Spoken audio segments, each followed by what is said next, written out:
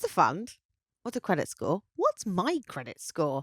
ISAs, pensions, the Bank of England. What exactly do they do? If you also, like me, literally have no idea, then this is the podcast for you. Welcome to SKINT.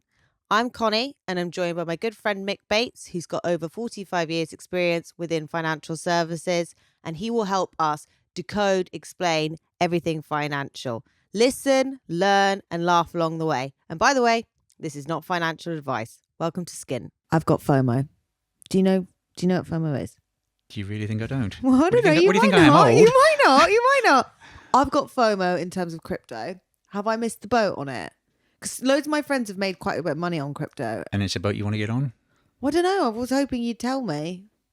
Well, I think talking about crypto is going to be a dangerous thing because it's going to be very subjective. Right. Personally, I wouldn't touch it, but right. That's going to get a lot of comments on this podcast if I say I wouldn't touch it with barge pole. And I think there's an awful lot of talk about crypto and blockchain, and they're two different things completely. Yeah, what is the difference between crypto and blockchain? Blockchain is the mechanics of it. Right. It's the honeycomb, if you like, right, which connects everyone together. Right. Crypto it's what's traded on the blockchain. Okay. And then what's Bitcoin? It's a cryptocurrency. It is one of the cryptos, along with Ether and all these other ones. Okay. And crypto, my knowledge of crypto is like, it was a bit weird. Was it people just in hammocks at some place, like, on the dark web? But now, like, people like BlackRock, they've got crypto funds as well. No, so, why wouldn't there? People are willing to trade it. But I don't know. It freaks me out a little bit. To me, crypto is it's what they call the bigger fool. Okay. Thing. It's only worth it if you can find a bigger fool to pay more for it than you paid for it. Huh.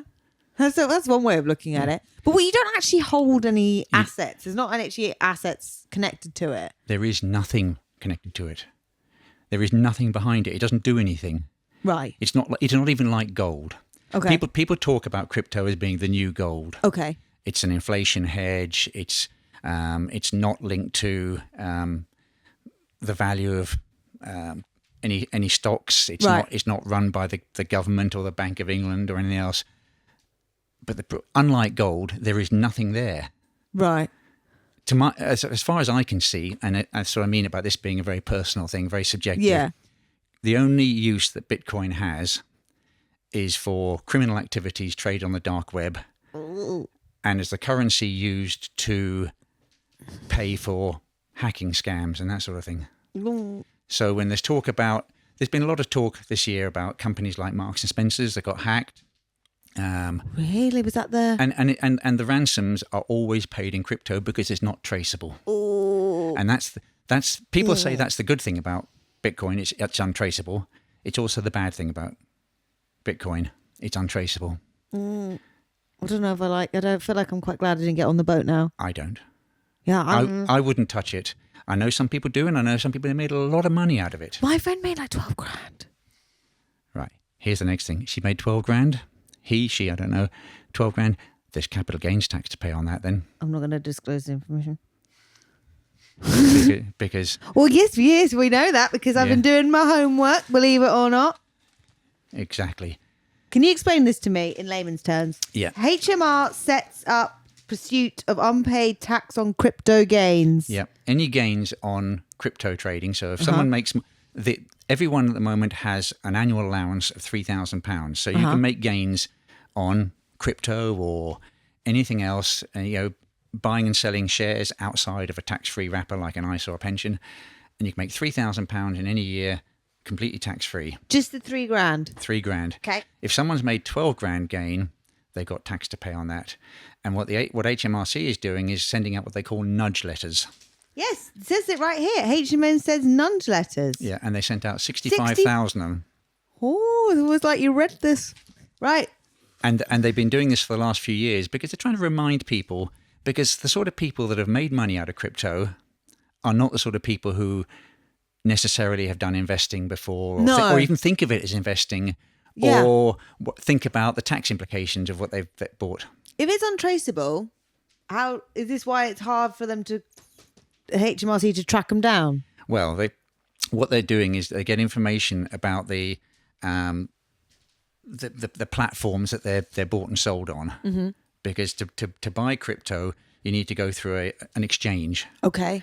And basically, they can find out who has accounts with these exchanges. Uh-huh. And therefore they know the names of people, and they're writing out letters saying, if you've made some money on your crypto trading, you might have some capital gains tax to pay. Oh. And of course, like all tax in this country, it's your responsibility to own up to it. Oh. Ignorance is not an excuse, just like anything in the law. Mm. Okay. And no, I don't work for HMRC. No, I know you don't. I know that because we work together. Right. What does this all mean for me, though? What it means for you is if you want to make an investment in crypto because you think there's a bigger fool out there that'll buy it off you for more, go ahead. Do not invest anything you can't afford to lose, though, because it could. I'm not saying it will, but it could disappear overnight. And also, if you do make any money on it, think about the tax implications of it. Okie dokie. Something light then. You've been listening to SKINT.